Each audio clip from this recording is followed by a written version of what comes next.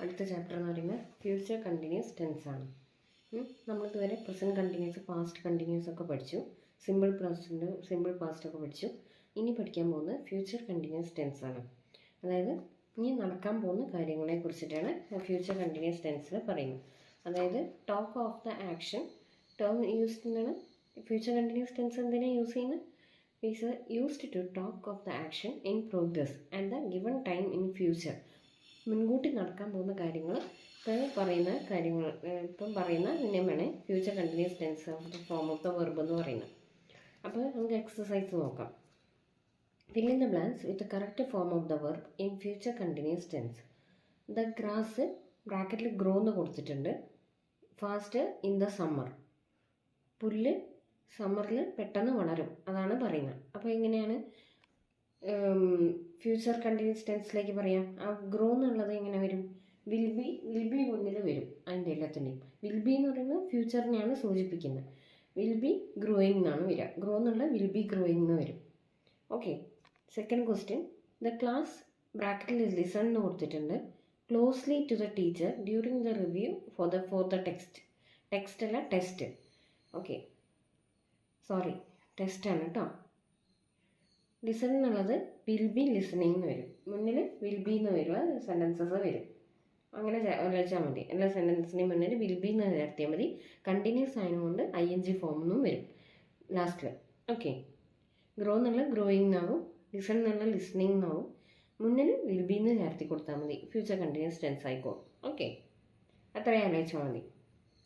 When our company arrives, the ബ്രാക്കറ്റിൽ serve എന്ന് കൊടുത്തിട്ടുണ്ട്. ഡിലിഷ്യസ് മീൽ എന്താണ്? വിൽ ബി സർവിങ് എന്ന് വരും. ING ഫോമും വരണം, മുന്നിൽ വിൽ ബി എന്നും വരണം. അപ്പോൾ നാലാമത്തെ ക്വസ്റ്റ്യൻ, ദ എംപ്ലോയി ട്രെയിൻ എന്ന് ബ്രാക്കറ്റിൽ കൊടുത്തിട്ടുണ്ട്. ഇവിടുത്തെ ട്രെയിൻ എന്ന് പറയുമ്പം നമ്മൾ ഓഫീസിലൊക്കെ ട്രെയിനിങ് കൊടുക്കില്ലേ, അതാണ് ആ ട്രെയിനാണ് ഉദ്ദേശിക്കുന്നത്, ട്രെയിനിങ്. അപ്പോൾ ബ്രാക്കറ്റിൽ ട്രെയിൻ എന്ന് കൊടുത്തിട്ടുണ്ട്. The new recruits for the next month. അപ്പോൾ എന്താ വരിക? ഫ്യൂച്ചർ കണ്ടിന്യൂസ് ടെൻസ് ആണ് അല്ലേ. ഫ്യൂച്ചർ കണ്ടിന്യൂസ് ടെൻസിൽ എന്ത് വരും? വില്ല് മുന്നിൽ വരണം, വിൽ ബി എന്ന് വരും. വിൽ ബി ട്രെയിൻ എന്നുള്ള ട്രെയിനിങ് ആവും. ഓക്കെ. പിന്നെന്താ? ദ ചിൽഡ്രൻ ബ്രാക്കറ്റിൽ laugh while the clown is riding is tricycle. അപ്പോൾ എന്താ വരും? ലാഫ് എന്നുള്ള ലാഫിംഗ് എന്ന് വരും. ഫ്യൂച്ചർ കണ്ടിന്യൂസ് ആണ്. കണ്ടിന്യൂസ് എന്ന് പറയുമ്പോൾ ING വരണം. ഫ്യൂച്ചർ എന്ന് പറയുമ്പോൾ വിൽ ബി വരണം. അപ്പോൾ എന്ത് വരും? വിൽ ബി ലാഫിങ്. പിന്നെ before rehearsals begin, the director ബ്രാക്കറ്റിൽ കാസ്റ്റ് എന്ന് കൊടുത്തിട്ടുണ്ട്. The actors cast the actors for the parts in the play. ഓരോ ഇത് ഷോർട്സ് പറഞ്ഞു കൊടുക്കുന്ന, കാസ്റ്റ് ചെയ്യുന്നതൊക്കെയാണ് പറയുന്നത്.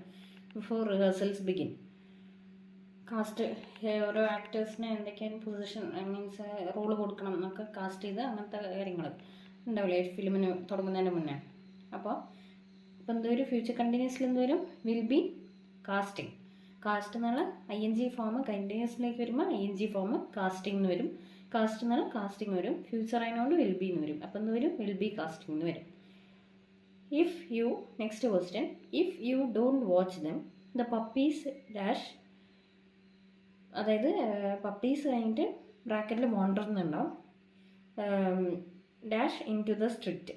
അപ്പോൾ എന്ത് വരും? ഫ്യൂച്ചർ എന്ന് പറയുമ്പോൾ വിൽ ബി വരും. വാണ്ടർ എന്നുള്ള വാണ്ടറിങ് ING ഫോം വരും. വാണ്ടറിങ് വിൽ ബി വാണ്ടറിങ് എന്ന് വരും.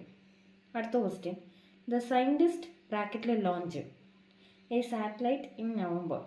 The scientist